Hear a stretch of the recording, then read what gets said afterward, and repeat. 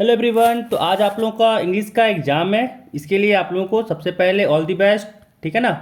आज आप लोग अच्छे से जाके एग्ज़ाम दीजिए। तो इसके लिए पहले आप लोग को थोड़ा सा तैयारी भी करना चाहिए, है ना। तो अभी इस वीडियो में हम लोग एमसीक्यू देखने वाले हैं, जो आपको आई थिंक जो आपसे इस वीडियो में 7 से 10 मिनट लगेगा। ठीक है। लेकिन इंपॉर्टेंट एमसीक्यू रहेगा।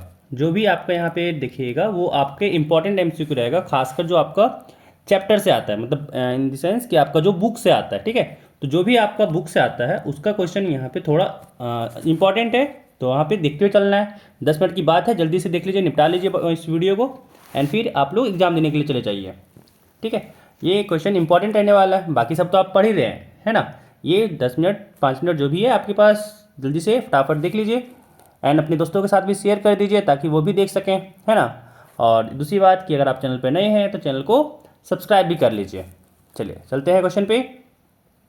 यहाँ पे एक पैसेज दिया हुआ है। ठीक है। इस पैसेज को पढ़ना है और फिर इसके अकॉर्डिंग आपको आंसर देना है। तो पहला यहाँ पे इस पे क्वेश्चन है, पैसेज आप लोग पढ़ लीजिएगा। 1 मिनट पॉज करके आप लोग ये पैसेज को पढ़ लीजिएगा, इसके बाद फिर यहाँ पे इसका आंसर करते हैं।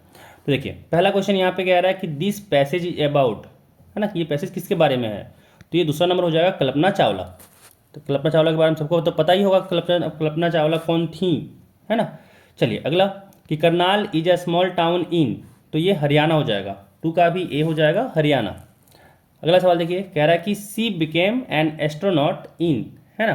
तो ये 3 का आंसर हो जाएगा आपका तीसरा नंबर, 1995, 1995 में वो एस्ट्रोनॉट बनी थी। कह रहा है कि हर फर्स्ट फ्लाइट वाज, और कितना दिन का था, ठीक है ना, ऑफ होना चाहिए था वाज। चलिए यहाँ पे हो जाएगा आपका ऑप्शन 2 15, है ना, कि जो उसकी फर्स्ट फ्लाइट था वो उसका 15 दिन के लिए था।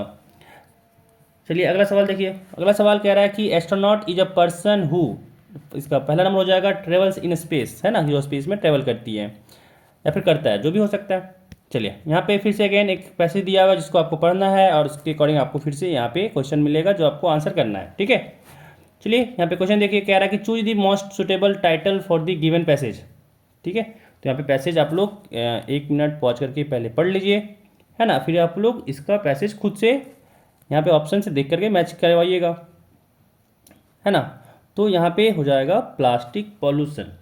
ठीक है, 6 का 2 हो जाएगा प्लास्टिक पॉल्यूशन, क्योंकि ये प्लास्टिक के बारे में ही बताया गया है। पढ़ के एक बार देख लीजिएगा, आपको समझ में आ जाएगा। चलिए अगला 7 कह रहा है कि why is plastic used everywhere. ठीक है। तो इसका आंसर आप लोग देखिएगा पूरा, कि people are compelled to use it, या फिर it is not harmful for us, या फिर it is cheap and convenient to use, it has become a symbol of social status, है ना। तो 4 ऑप्शन यहाँ पे दिया हुआ है।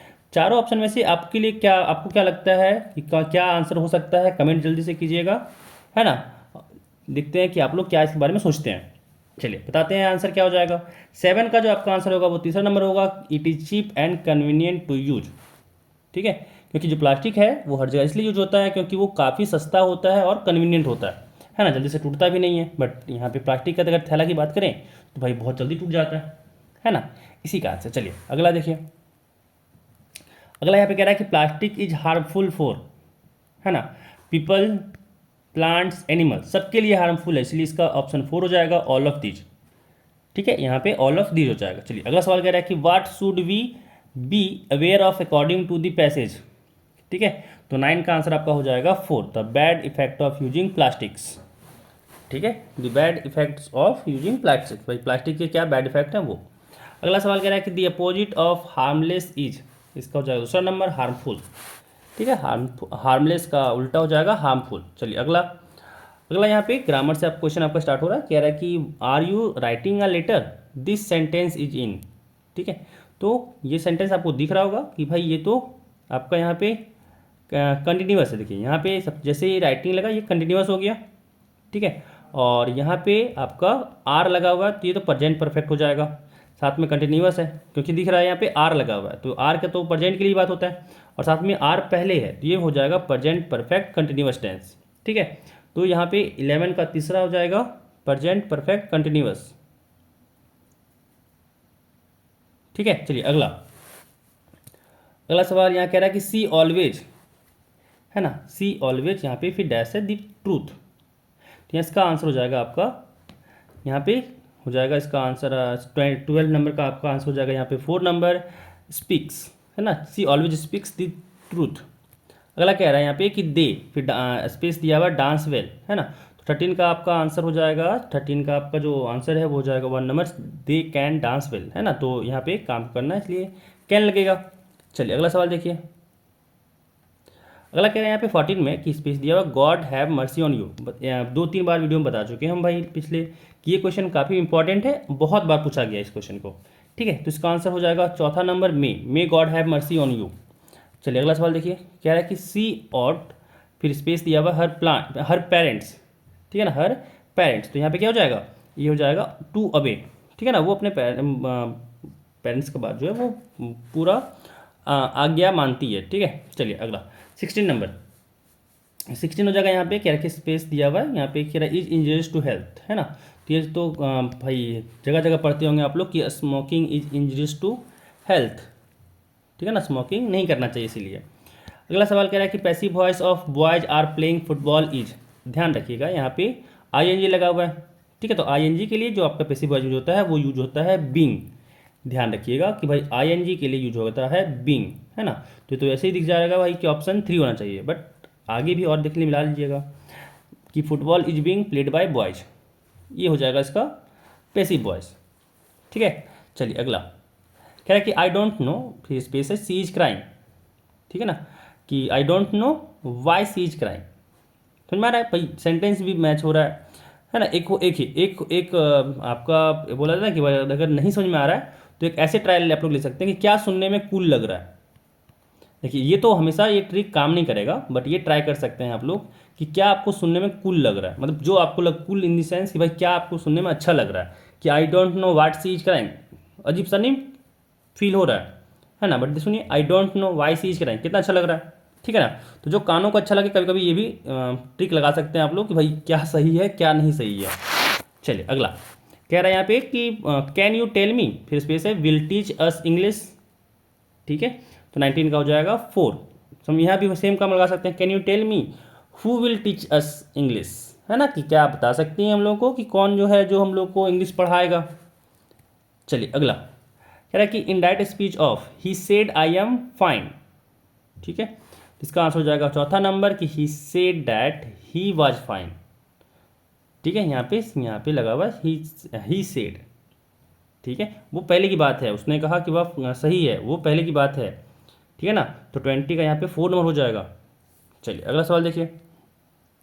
अगेन यहाँ पे आपको दिख रहा होगा कि पैसेज दिया हुआ है, पैसेज को आपको पढ़ना है और ये पैसेज आपके बुक से है। ध्यान इसको रखना है कि ये पैसेज जो है आपका बुक का है ना। तो यहाँ पे बुक का जो भी स्टोरी है अगर आपको आता होगा तो बिना पैसेज को पढ़े भी आंसर कर सकते हैं, और अगर आपको बुक का स्टोरी नहीं पढ़े हैं तो पहले 1 मिनट यहाँ पे पैसेज पढ़ लीजिए और फिर इसके अकॉर्डिंग आपको यहाँ पे आंसर कीजिएगा, ठीक है।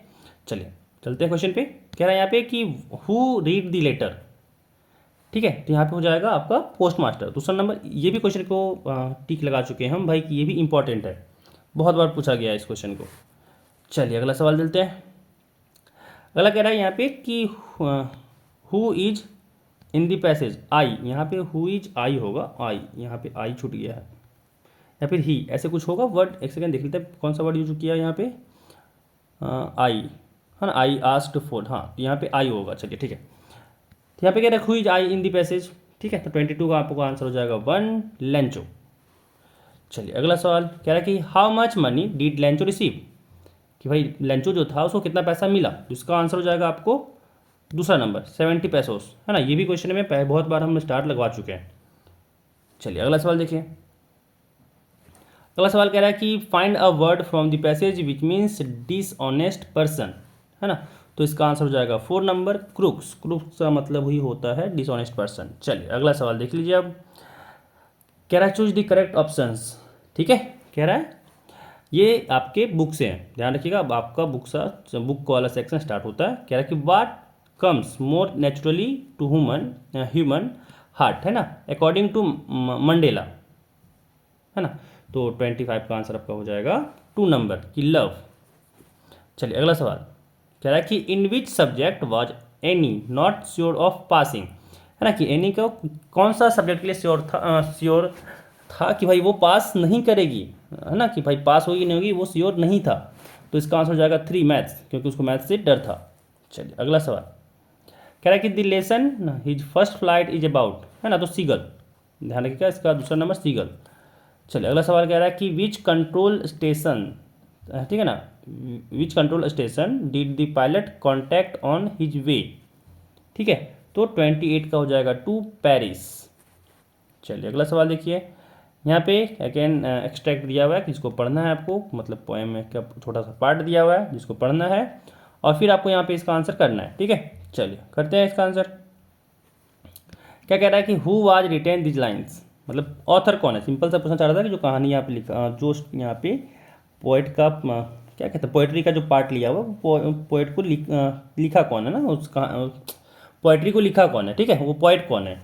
तो 29 का आपका आंसर हो जाएगा तीसरा नंबर, है ना, लेस्ली नॉरिस, लेस्ली नॉरिस। चलिए अगला सवाल कि who is he in these lines, ठीक है, कि who is he in these lines, तो 30 का आपका आंसर हो जाएगा 4 टाइगर, क्योंकि वो जो कहानी है वो टाइगर के बारे में ही है, ठीक है। चलिए तो ये क्वेश्चन, ये वीडियो यहाँ पे ख़त्म होता है और जल्दी से ये वीडियो को आंसर आप लोग याद कर लीजिए, हो सकता है भाई आ जाए आपका एग्जाम में, ठीक है ना। तो छूटना नहीं चाहिए, जो देखिए जो आप एक बार पढ़ लिए हैं उस वो चीज़ छूटना नहीं चाहिए आपके एग्ज़ाम में, ठीक है। तो फिर बहुत अच्छे से एग्ज़ाम दीजिएगा, ऑल दी बेस्ट आप लोगों के लिए, आप लोगों को एग्ज़ाम के लिए। मिलते हैं फिर अगले वीडियो में।